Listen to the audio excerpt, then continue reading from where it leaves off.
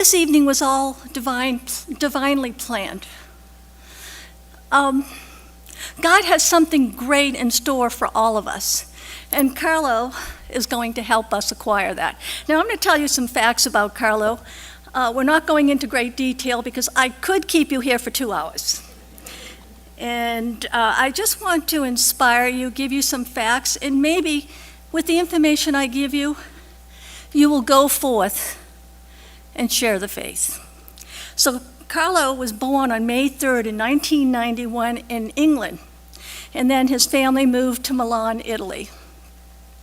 Now, he came from a very affluent family, so he had a nanny, a Polish nanny.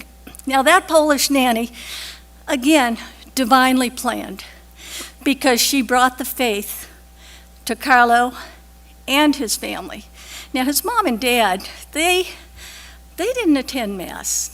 Matter of fact, I think when Mrs. Acutis spoke, she reminded us that she attended church 4 times prior to returning to the faith. First communion, baptism, confirmation, and marriage, and that was it. Now, the Polish nanny takes Carlo for a walk, and they come across this large building, and he turns at 3 years old, "Who lives in that building?" And the nanny says, "Well, it's a church, and God lives there." Well, Carlo wanted to know all about God. That was the beginning of his journey and the journey of his family. It was so exciting. Again, divinely planned. 3 years old, what would a 3-year-old want to know about God? Now, in the meantime, his mom's taking him out for walks, but he wants to see Jesus. He wants to say hello to Jesus. He wants to say hello. So he keeps nagging his mom, "Mom, please, let's stop and say hello to Jesus." An opportunity to share the faith with her, even as a 3-year-old. And that's what's so amazing. I pray that you're thinking about this, because you're not 3. Imagine what you can do in sharing the faith. And I think that's where our problem has been. I remember in growing up, and of course I'm from Boston, and I parked the car in the Harvard Yard. But I remember my family saying, "You never talk religion and politics." Well, that's our problem. We stopped communicating. We just let people be. But you know, if we love Jesus, we need to introduce him to the church, introduce him to the real presence of Christ. And I have material out there, the miracle of the Eucharist. Do not be afraid to communicate. Now, many of you have come up to me and said, "What do I do? My children are out of the church." Communicate. That's what Carlo started doing at 3 years old. If he can do it at 3, imagine what we can do it as a parish. And you have a wonderful parish, by the way. Now, Carlo considered Jesus his best friend, and he was just 3 years old. What we know about Jesus should encourage even that deeper relationship with Jesus, so keep that in mind. Before he started school, he had a dream about his grandfather. His grandfather came and visited him and basically said to him, "I'm in purgatory. Please pray for me." Carlo attended Mass every day. He wanted desperately to receive First Holy Communion. In Italy, you had to be 11 or 12 years old to receive First Holy Communion. But no, he pestered. And he said, "Please, I want to receive Jesus."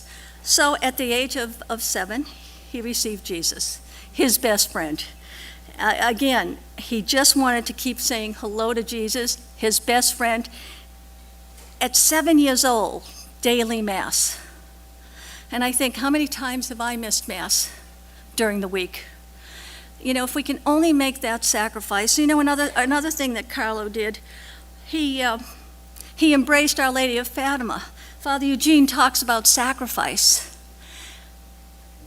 It takes sacrifice to live the message of Christ. It takes sacrifice to attend Mass. It takes sacrifice to go to adoration. But you know, if you have a family member that's not practicing the faith, attend 1 hour adoration on behalf of their salvation.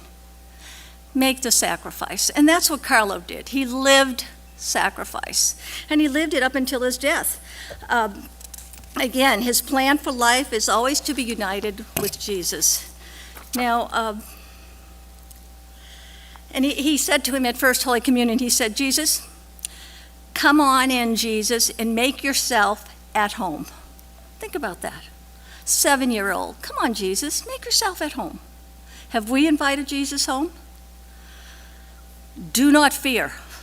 Bring him home. At that point, after he received First Holy Communion, that's when he identified Jesus as his highway to heaven. What a beautiful thought. 7 years old. I mean, we talk to our 7-year-olds now, and there's not much depth there. We have to teach them, and we can only do that by example. Then at, I think it was probably around 11 years old, he was connecting with video games. He had friends. He loved Pokemon, and he loved video games. But he came home one day and he said, Mom, you know, that's really addicting. I don't know if it's good for me. Now he's 11. But the dear Lord gave him the grace to know an addiction.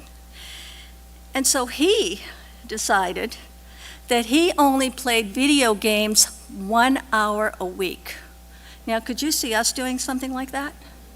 What a challenge. But maybe that's something to think about during Lent. Wouldn't it be wonderful to challenge the family? Okay, during Lent, this is what we're going to do. Set the bar. Do it. It can happen, and it's all in that with that sacrificial nature. So think about that. Another thing, he kept saying we have work to do. We are so lucky today. We have work to do. And he took that very seriously. He loved the poor. He loved beggars. He didn't like money. You know, his parents had money. He didn't want the money, but he did take the money to buy knapsack and whatever it is that you give the poor for sleeping. Sleeping bags. He bought sleeping bags for the poor. And he would go along the street and he would feed the poor. I hear that there was a Muslim that he converted. Now, how did that happen? It happened through communication. There again, simple communication. We have a motto with St. Joseph Radio that I ask you to embrace it. Let people know you care so they care what you know. Please think about that. Let people know you care so they care what you know. Be interested in someone's life. You don't even have to agree with them.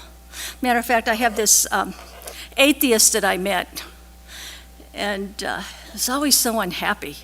And I finally said to him, why are you so unhappy if you're full of conviction and you believe that the atheist is the right path? Why are you so unhappy? And all I had to do was make that one statement, and it was probably the only time I made him silent, because it's true. One simple statement beginning his journey to God. And that's what you can do, that one simple statement. He would always drop by the church as often as he could. He wanted to, he said, find God and life will make sense. Isn't that the truth? Now, you know, many of us old timers, how many times have we said, I wish I knew then what I know now? How many times have we said that? But that's so true. You know, living the message, helping people see Christ in us is only going to inspire them to want to have what you have, which is the peace of Christ. So that's another example. The nanny taught him his first prayer, which was the guardian angel prayer. I think we all learned that. He loved to embrace the struggling person, the person that was bullied. He would bring them home. The suffering person, he would bring them home. He embraced them to the point of hospitality.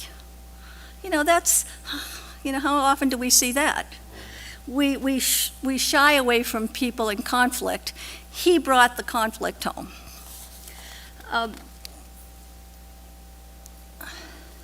He talks about infinite mercy. Now, when he talked about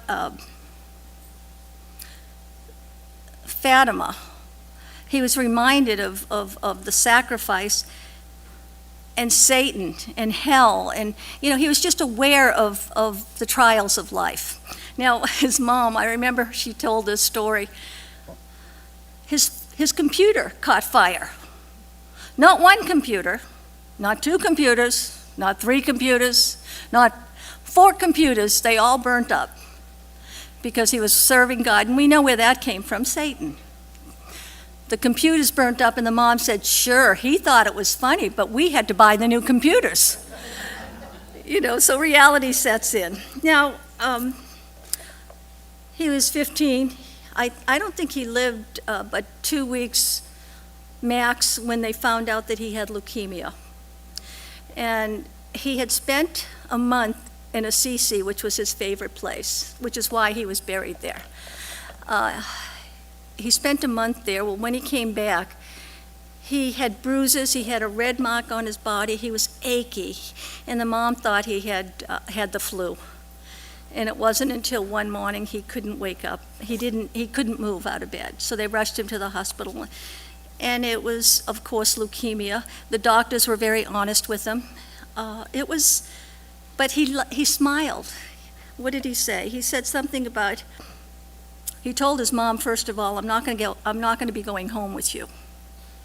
But he worried about it. He said, please take care.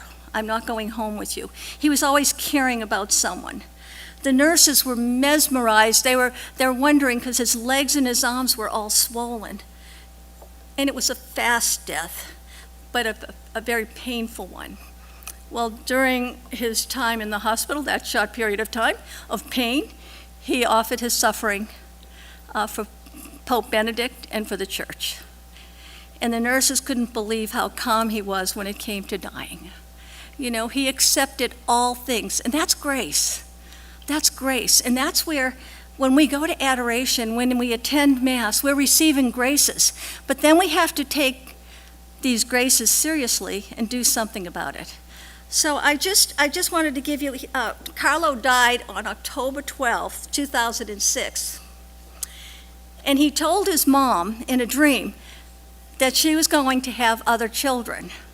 Well, she ended up having twins, and the children were born. The twins were born on the day of Carlo's death, October 12th. So, again, signs from heaven. And we all receive signs from heaven. God's talking to all of us. My challenge to you is to just open